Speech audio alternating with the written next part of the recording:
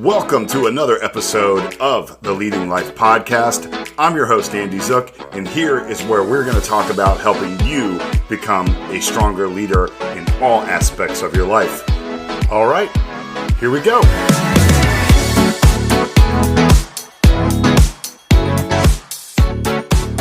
Right now on today's episode, how to stop thinking you're not enough. Welcome to the Leading Life Podcast, where we talk about what it takes to grow, lead, and live with purpose. I'm your host, Andy Zook, and each episode here is designed to give you simple, real-world tools to help you show up as your best self in work and in life. Because when you lead yourself well, you inspire others to do the same. I want to give you the tools to help you be stronger at leading, the psychology behind it, and give you that leadership edge to be even more effective at whatever you do. You know, I started this podcast because I truly care about the people that work on our teams and the leaders who lead them. I'm here to share what I've learned from over 35 years of leadership, coaching, mentoring, and motivating teams. My examples and lessons are from on the job, from the floor, from life, and growth myself. My desire is for this to be the platform to challenge you and grow. And this episode is for anyone today who thinks they are not enough for any reason. Let's dig into that a little bit and find out what happens and why this happens, rather, and talk about actionable steps so you can move past it. Maybe sometimes you think you're not successful enough, not smart enough, not qualified enough, not confident enough, not lovable enough. Most people think that voice comes from failure, but truthfully, it comes a lot from comparison to who we think we should be, comparison to who we think other people are, comparison to the imaginary version of ourselves we think everyone expects. And here's the one thing I've learned in 30 years of serving people. Almost everyone you admire has battled this exact same message. They just stopped letting it run the show. And so what leads to this? It could be a lot of things. It could be negative childhood experiences, because some of our earliest life experiences, such as consistent criticism or emotional neglect, abuse, or trauma, can deeply impact our self-worth. Children internalize these messages and that they're flawed or unworthy of unconditional love, and they form deep-seated negative core beliefs. And those beliefs go on into our adulthood. Another factor is social comparison. Society and media often promote unrealistic standards of beauty, success, and lifestyle. This leads people to constantly compare themselves to others. You know, we see other people's highlight reels on social media, and that leads to a distorted view of our own life and abilities for some people.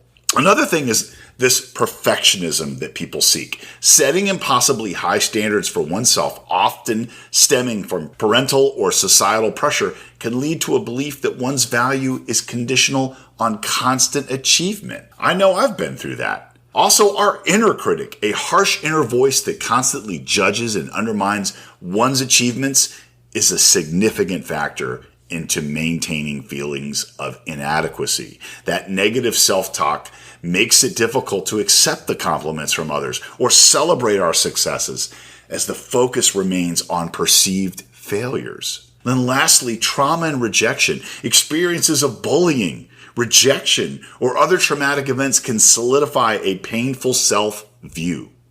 And here's the truth that many people forget. Being enough isn't something you earn. Being enough is something you accept. You don't become enough after you achieve more. You become enough when you stop measuring yourself by impossible standards. So why does our brain create this lie? What's the neurology and the psychology behind this? Let's dig into that.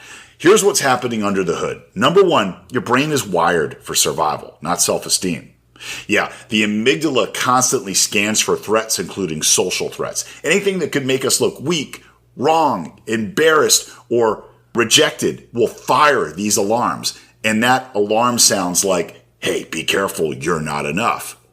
Number two, negativity bias exaggerates the downside. You can have 20 wins in a week, but your brain will highlight that one awkward moment or mistake. This happens to me all the time. I do it a lot, but not as much as I used to. I used to be almost like obsessed over it, but with a lot of self-development work, I have gotten through that. So remember, your wins through the week don't highlight that one awkward moment or mistake. Number three, repetition creates belief. If the thought, I'm not enough, repeats often enough, the brain builds a neural groove. It becomes the default thought in uncertain moments. But here's the good news. Neuroplasticity means the brain can be rewritten and confidence can be trained.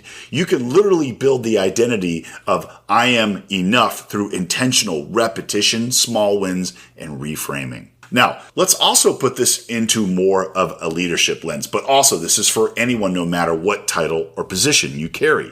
Confidence isn't a requirement for leadership. Identity work is, because here's the real truth about leading people.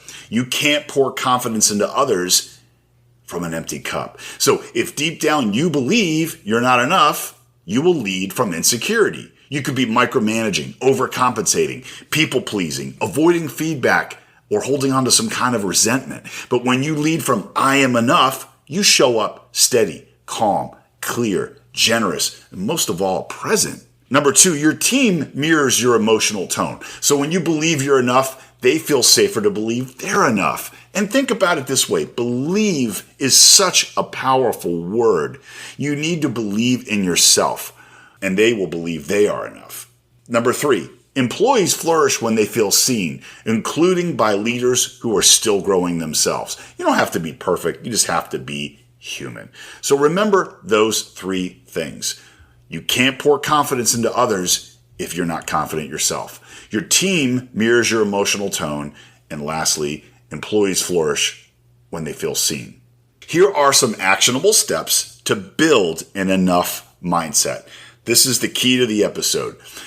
Number 1, cultivate self-compassion and acceptance. Treat yourself with understanding, especially during difficult times, rather than resorting to your reliable self-criticism. Acknowledge your feelings, allowing yourself to feel disappointment or frustration without spiraling into self-blame. Practice self-care. Engage in the activities that nurture your mind and body, exercise, healthy eating, adequate sleep, mindfulness. That reinforces the belief that you're worthy of care. Forgive yourself. Acknowledge past mistakes. Take responsibility for them, but give yourself permission to move on rather than dwelling on them. The actionable step that I want you to take with cultivating self-compassion and acceptance is every night, write 3 things that you did well during the day. Write down 3 people you positively impacted. Then write 3 things that helped you grow today. This retrains the brain to see evidence of self-worth. All right, second, we need to talk about replacing the script and reframing your negative thinking. Feelings of inadequacy are often fueled by that harsh inner critic. Identify and question thoughts. When you notice a negative thought like, oh, I'm not good enough, write it down. Then ask yourself for evidence supporting or refuting that. Often you'll find a lack of evidence at all. Talk to yourself as a friend. Consider what you would say to a close friend in the same situation. You would likely offer kindness and perspective. So offer the same grace to yourself. And then focus on growth, not perfection. Adopt a growth mindset by viewing mistakes as learnings and acknowledge that learning and improvement are an ongoing process. And here's the actionable step I want you to take with this. When you hear your mind trying to tell you that you're not enough, answer with no, I am enough. I'm growing, I'm learning, I'm becoming. All right. Number 3, small courage repetition. Confidence doesn't grow big from leaps. It grows from micro bravery. A tough conversation. Asking somebody for help, showing appreciation to others, setting a boundary, and then trying something new. Identity follows action, so taking action can help build a sense of competence. Setting achievable goals. Break larger goals into smaller, manageable steps. Celebrate your victories. That can build momentum and more confidence over time. Focus on strengths and accomplishments. Make a conscious effort to recognize what you're good at. Remind yourself of past successes, no matter how small they may seem.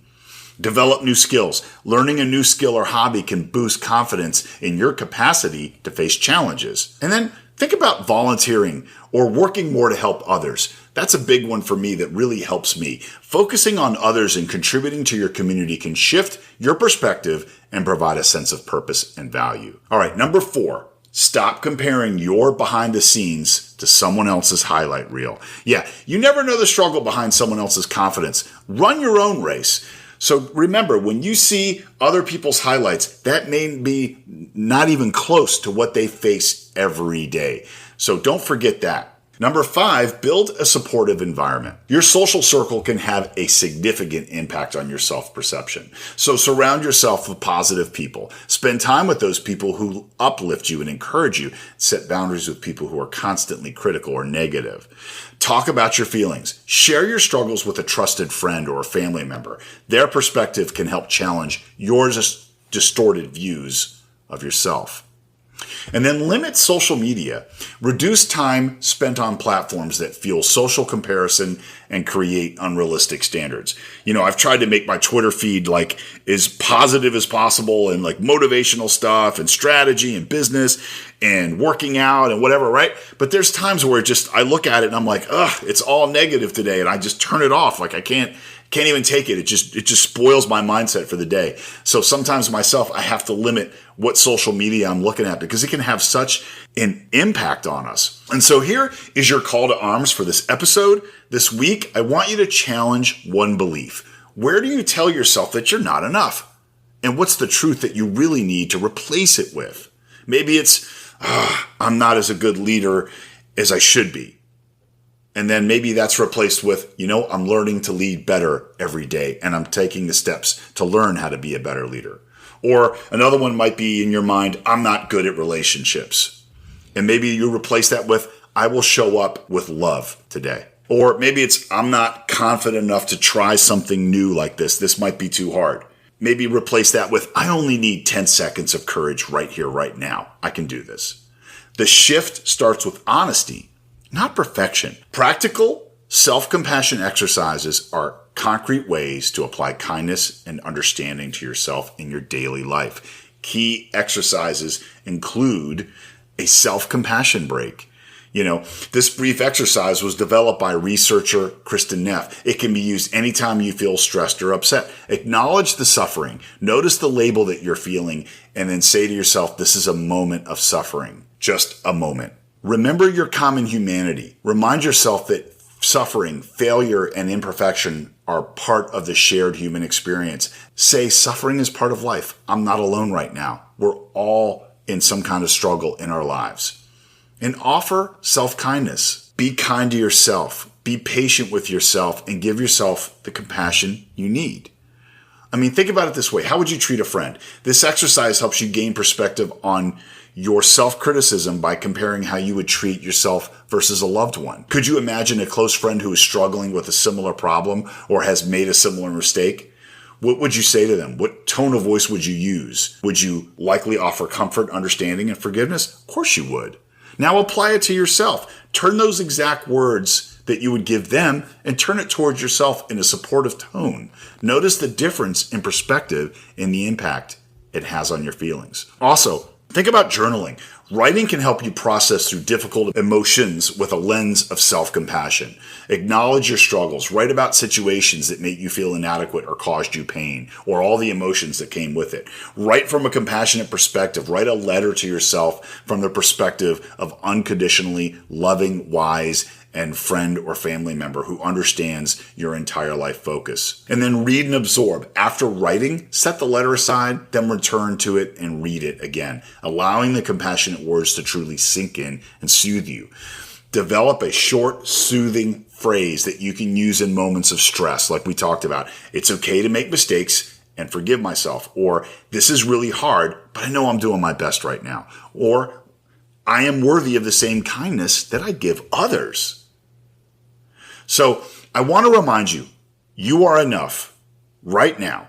You don't need a new job title. You don't need a new income bracket. You don't need a new body or a new past to become enough. You simply need to stop believing the lie that you're behind. You're not behind. You're not late. You're not lacking. You are enough. You're growing. You're learning. You're evolving. And you're exactly where your story needs to be. And the world needs that version of you. Let's lead with confidence, not comparison. Let's lead with integrity, not insecurity. Yeah. So that's my episode. I hope this impacted you for the better. And if it did, please leave me a rating or review, and please hit the subscribe button so you won't miss another episode of the Leading Life Podcast. And if this episode inspired you, share it with a leader who needs to hear it. Share it with your friends and coworkers. Share it with a friend who's going through a time you may think that where they feel like they're not enough. Remember, I want you to lead on, lead strong, be awesome you, but most importantly, go out and be the hero of somebody's story today. And if you can't do that, be the hero of your story. Until next time, keep leading with purpose, live with intention, and keep becoming who you were meant to be. Thanks. Take care. Bye.